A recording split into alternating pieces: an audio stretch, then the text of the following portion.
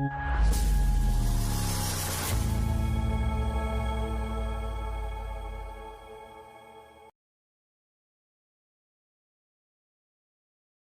Chelsea, waktu bukan sekedar berjalan, ia menggerus. Klub ini telah lama menjadi mesin tekanan yang menggiling pelatih secepat ia membesarkan ambisi. Maka ketika Liam Rowe Senior diperkenalkan sebagai manajer baru, narasi yang lahir bukanlah perayaan, melainkan interogasi. Pertanyaannya sederhana namun kejam. Mengapa dia dan mengapa sekarang? Di tengah publik yang lelah oleh transisi tanpa ujung, Rowe Senior datang bukan dengan trofi, bukan pula dengan reputasi mapan, melainkan dengan janji. Janji tentang struktur, keberanian pada pemain muda, dan ide permainan yang menuntut proses. Di Chelsea, janji adalah mata uang paling rapuh. Posisi Rowe Senior di dalam tim bukan sekedar manajer teknis. Ia ditempatkan sebagai penata ulang fondasi, peran yang jauh lebih berat daripada sekedar mengatur starting 11. Chelsea pasca pergantian beruntun membutuhkan figur yang mampu menyatukan ruang ganti, merapikan hierarki, dan mengembalikan logika permainan yang lama tercerai. Rowe Senior tiba dengan mandat implisit, hentikan kebisingan, sederhanakan tujuan, dan buat klub ini kembali bisa dikenali. Moment in my life, for many reasons. One, it's an unbelievable opportunity, an unbelievable club. Mandat itu terdengar masuk akal, tetapi di Stamford Bridge, masuk akal seringkali kalah oleh tuntutan hasil instan. Tekanan eksternal datang bertubi-tubi. Media memeriksa setiap detail. Minimnya pengalaman di level elit, koleksi trofi yang nyaris nihil, dan lompatan karir yang dianggap terlalu jauh. Mantan pemain dan analis tak ragu meragukan apakah standar Chelsea akan terjaga di bawah kepemimpinan seorang pelatih yang lebih dikenal karena proses ketimbang prestasi. Keraguan itu bukan bisik-bisik. Ia adalah gema yang membentuk opini publik sejak hari pertama. Bagi Rowe Senior, ini berarti setiap keputusan, bahkan yang bersifat transisi, akan dibaca sebagai bukti atau bantahan atas kelayakannya. Namun, menilai Rowe Senior hanya dari etalase trofi adalah cara termudah sekaligus paling dangkal. Identitas kepelatihannya dibangun dari kerja detail, struktur bertahan yang rapi, fase build-up yang terorganisasi, dan keberanian memberi peran jelas pada pemain muda. Ia bukan pelatih yang menjanjikan pesta gol tanpa disiplin. Ia menawarkan kontrol, intensitas terukur, dan komitmen pada prinsip. Di klub yang beberapa musim terakhir terjebak antara eksperimen dan improvisasi, pendekatan seperti ini justru menjadi kontras yang tajam dan berpotensi menyembuhkan.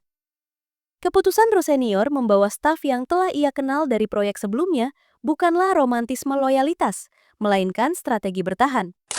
Di Chelsea, pelatih yang datang sendirian seringkali tenggelam. Dengan tim pendukung yang memahami bahasanya, Rowe Senior berusaha mempercepat transfer ide ke lapangan.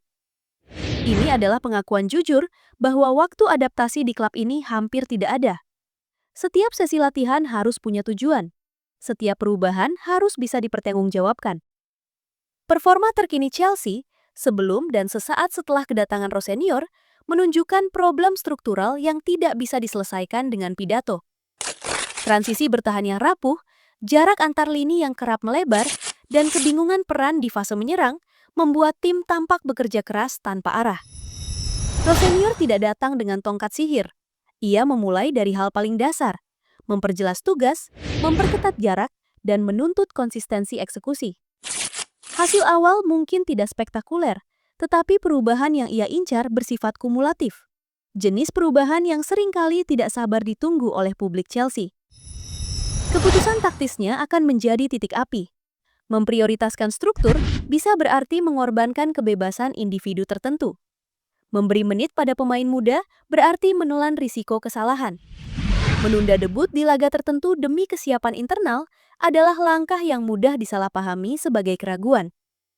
Di Chelsea, setiap pilihan seperti ini akan diuji oleh papan skor dan dibedah oleh kamera. Rowe Senior tahu itu. Ia memilih tetap berjalan di jalurnya, bukan karena keras kepala, melainkan karena alternatifnya, kompromi tanpa arah, telah terbukti gagal berkali-kali. Dampak langsung dari pendekatan Rowe Senior terlihat pada ritme permainan. Chelsea mulai mencoba mengontrol tempo, bukan sekedar bereaksi. Tekanan dilakukan lebih terstruktur, bukan serampangan. Di sisi lain, dampak tidak langsungnya terasa di ruang ganti. Kejelasan peran meredam kegelisahan, dan meritokrasi memberi sinyal bahwa reputasi tidak lagi kebal. Ini penting di klub yang skuadnya dipenuhi talenta muda dengan harga mahal. Talenta yang membutuhkan kerangka, bukan kebebasan tanpa batas. Namun, masa bulan madu nyaris tidak ada. Setiap hasil imbang akan dibaca sebagai kemunduran. Setiap kekalahan akan disandingkan dengan nama-nama besar yang tersedia di pasar pelatih. Rosenior bekerja di bawah bayang-bayang perbandingan konstan. Ia harus memenangkan 2 pertandingan sekaligus. Pertandingan di lapangan dan pertandingan narasi. Yang pertama ditentukan oleh detail taktik. Yang kedua oleh kesabaran publik. Sesuatu yang jarang dimiliki Chelsea. Implikasi fase ini bagi masa depan karir Rosenior sangat besar. Jika ia berhasil menstabilkan Chelsea, bahkan tanpa gelar instan, ia akan membuktikan bahwa proyek dan proses masih punya tempat di klub elit. Ia akan menjadi contoh bahwa jalur non-konvensional bisa menembus puncak. Sebaliknya, jika ia tumbang terlalu cepat, label terlalu dini akan melekat. Bukan hanya pada dirinya, tetapi pada ide bahwa Chelsea bisa berubah melalui kesabaran. Kegagalan di sini akan lebih keras dari kegagalan biasa. Ia akan menjadi dalih untuk kembali ke siklus lama. Chelsea di sisi lain sedang berjudi. Memilih Rosenior berarti mengakui bahwa klub ini membutuhkan riset, bukan sekedar perbaikan kosmetik. Itu adalah pengakuan yang berani dan berisiko. Jika manajemen tidak konsisten melindungi proyek ini dari histeria jangka pendek, maka keputusan ini akan tampak setengah hati. Rosenior bisa melakukan banyak hal, tetapi ia tidak bisa membeli waktu sendirian. Pada akhirnya, kisah ini bukan tentang apakah Rosenior sempurna. Tidak ada pelatih yang sempurna, apalagi di lingkungan sekeras Chelsea. Kisah ini tentang keberanian klub untuk menerima fase pembangunan dan keberanian seorang pelatih untuk berdiri tegak di tengah keraguan. Rosenior datang dengan kepala dingin ke klub yang sering kehilangan ketenangan. Ia membawa ide ke tempat yang terbiasa dengan solusi instan.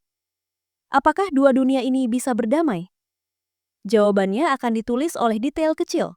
Jarak 5 meter antar lini, keputusan menit ke-60, dan kemampuan menahan tekanan ketika papan skor tidak memihak.